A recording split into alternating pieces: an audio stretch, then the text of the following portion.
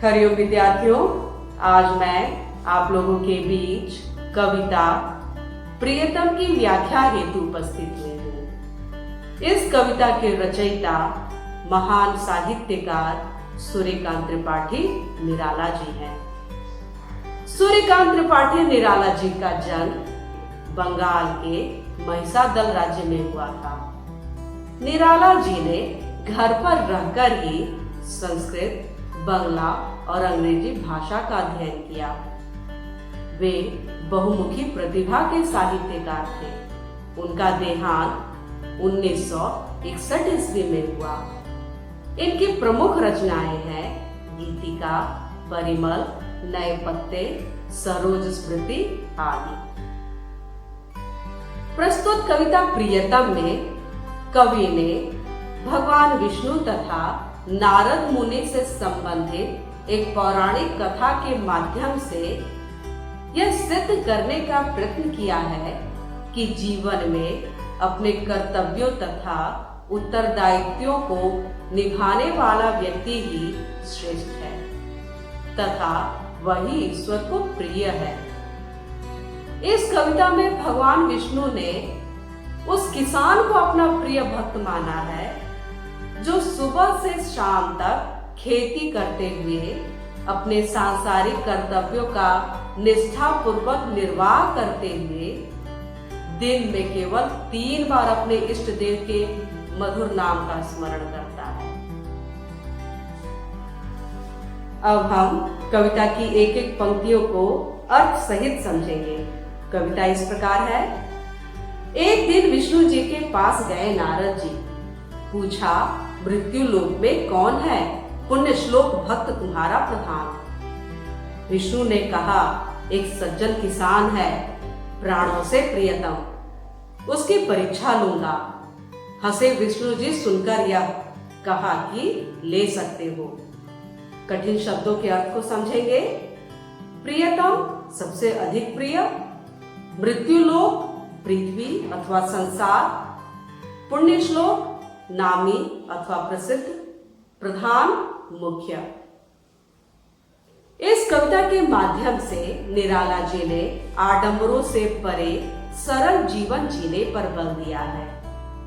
इन पंक्तियों में कवि भगवान विष्णु और नारद के संवाद का वर्णन करते हुए कहते हैं कि एक दिन नारद जी भगवान विष्णु के पास गए और उनसे पूछने लगे कि धरती पर आपका सबसे प्रिय भक्त कौन है?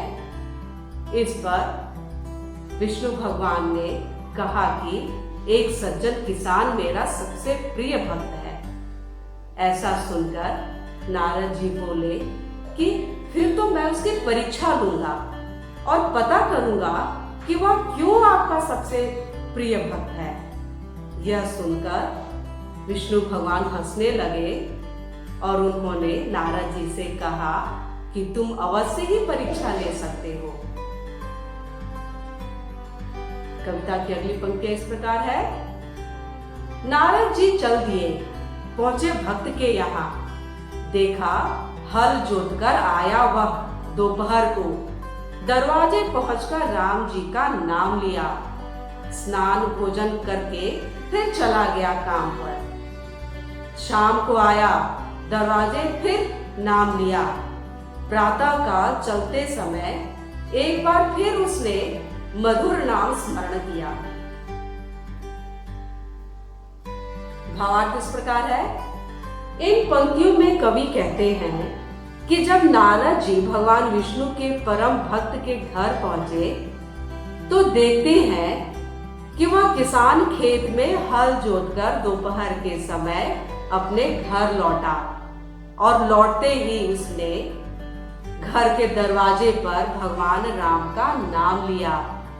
इसके बाद स्नान व भोजन कर दोबारा काम पर लौट गया। फिर वह शाम को घर लौटा और भगवान का नाम लिया। अगली सुबह उठकर किसान ने फिर भगवान के मधुर नाम का स्मरण किया और काम पर चला गया। कविता के आगे की पंक्ति इस प्रकार है। बस केवल 3 बार नारद चकरा गए, किंतु भगवान को किसान ही याद आया। गए विष्णु लोग, बोले भगवान से, देखा किसान को दिन भर में 3 बार नाम उसने लिया है।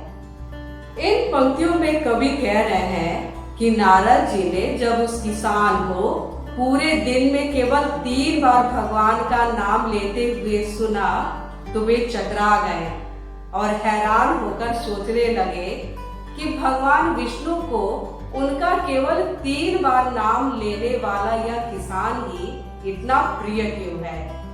इस समस्या का हल ढूंढते हुए नारद जी भगवान विष्णु के पास गए और उनसे पूछने लगे कि मैं उस किसान को देख कर आया हूँ जो आपका प्रिय भक्त है और वह दिन भर में केवल 3 बार ही आपका नाम लेता है, फिर वह आपका इतना प्रिय भक्त कैसे है। आगे की पंक्ति इस प्रकार है, बोले विष्णु जी, नारद जी आवश्यक दूसरा एक काम आया है, तुम्हें छोड़कर कोई और नहीं कर सकता। साधारण विषय या बात को विवाद होगा, तब तक यह आवश्यक कार्य पूरा कीजिए। तैल पुण्य पात्र यह लेकर प्रदक्षिणा कर आइए भूमंडल की। ध्यान रहे सविशेष, एक बूंद भी इससे तेल न गिरने पाए। शब्दार्थ, तैल पुण्य तेल से भरा हुआ, प्रदक्षिणा परिक्रमा, भूमंडल पृथ्वी लोक, आवश्यक जरूरी, सविशेष विशेष रूप से, विवाद बहस।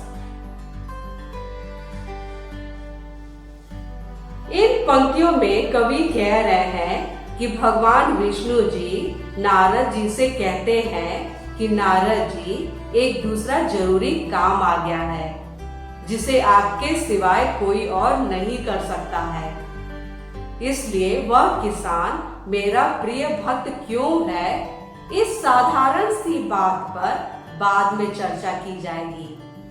तब तक आप इस जरूरी काम को पूरा कीजिए। नारद जी, आप इस तेल से भरे पात्र को ले जाइए और सारे संसार की परिक्रमा करके आइए। लेकिन इस बात का विशेष ध्यान रखना है कि परिक्रमा के दौरान इस पात्र से तेल की एक भी बूंद ना गिरे। कविता के आगे की पंक्ति इस प्रकार है, लेकर नारद जी आज्ञा पर धृत लक्ष्य एक बूंद तेल उस पात्र से गिरे नहीं, योगी राज जल्द ही विश्व पर्यटन करके लौटे बैकुंठ को। तेल एक बूंद भी उस पात्र से गिरा नहीं, उल्लास मन में भरा था। यह सोचकर तेल का रहस्य एक अवगत होगा नया। नारद को देखकर विष्णु भगवान ने बैठाया स्नेह से, कहा यह उत्तर तुम्हारा यही आ गया। बतलाओ, पात्र लेकर जाते समय कितनी बार नाम इष्ट का लिया। शब्दार्थ, विश्व पर्यटन, संसार का भ्रमण, बैकुंठ स्वर्ग, उल्लास खुशी, पात्र बर्तन। इन पंक्तियों में कवि कहते हैं कि भगवान विष्णु के कहे अनुसार नारद जी तेल से भरे पात्र को लेकर दृढ़ लक्ष्य होकर चल पड़ते हैं और इस बात का ध्यान रखते हैं कि तेल की एक बूंद भी ना गिरे। इस प्रकार योगी राज नारद जी जल्द ही विश्व भ्रमण करके बड़े ही उल्लास के साथ लौटते हैं कि उनके पात्र से एक बूंद भी तेल नहीं गिरा। उनके मन में इस बात की उत्सुकता थी कि शायद भगवान विष्णु इस तेल से भरे पात्र के विषय में कोई नया रहस्य बताएंगे। नारद जी को देखकर भगवान विष्णु ने उन्हें प्यार से अपने पास बैठाया और कहा कि तुम्हारे उस प्रश्न का उत्तर तुम्हें यही मिल जाएगा। बताओ कि तेल से भरे उस पात्र को ले जाते समय तुमने कितनी बार मेरा नाम लिया था? कविता के आगे की पंक्तियां इस प्रकार है। एक बार भी नहीं, शंकित हृदय से कहा नारद ने विष्णु से। काम तुम्हारा ही था, ध्यान उसी से लगा रहा, नाम फिर क्या लेता? और विष्णु ने कहा, नारद, उस किसान का भी काम मेरा दिया हुआ है। उत्तरदायित्व तो कई लादे हैं एक साथ, सबको निभाता और काम करता हुआ नाम भी वह लेता है, इसी से है प्रियतम। नारद लज्जित हुए, कहा, यह सत्य है। शब्दार्थ: उत्तरदायित्व, जिम्मेदारी, लज्जित, शर्मिंदा, इष्ट, उपासना के लिए मनचाहा देवता, धृत लक्ष्य, लक्ष्य की ओर ध्यान रखकर, शंकित, संदेह से भरा, अवगत होना, मालूम पड़ना। इन पंक्तियों में नारद जी भगवान विष्णु के उस प्रश्न का उत्तर देते हुए शंका से कहते हैं कि मैंने तो एक बार भी आपका नाम नहीं लिया, क्योंकि आपने जो काम दिया था मेरा ध्यान उसी काम को ठीक ढंग से पूरा करने में लगा रहा।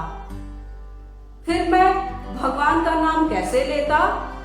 इस पर भगवान विष्णु ने नारद जी से कहा, हे नारद, उस किसान को भी खेती करने का काम मैंने ही दिया है और भी अनेकों जिम्मेदारियां उसे निभानी पड़ती है, जिनको वह अच्छी तरह से पूरा करता हुआ मेरा नाम भी लेता है, इसीलिए वह मेरा प्रिय भक्त है।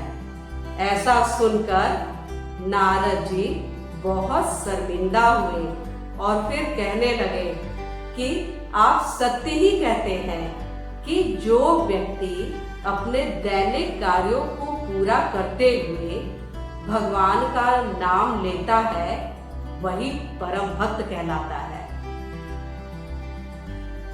इस प्रकार विद्यार्थियों, इस पूरे प्रकरण के द्वारा भगवान विष्णु ने नारद मुनि को यह समझाने का प्रयास किया है कि जो मनुष्य अपने दैनिक कर्मों को करते हुए भी ईश्वर का नाम स्मरण करते हैं वे उन भक्तों में श्रेष्ठ हैं जो दिन रात केवल भगवान का नाम स्मरण करते हैं और अपने दैनिक कार्यों का त्याग कर देते हैं। ईश्वर भी उन्हीं भक्तों को प्रिय मानते हैं जो कर्मशील हैं, न कि अकर्मण्य हैं। धन्यवाद विद्यार्थियों, आपका दिन मंगलमय हो।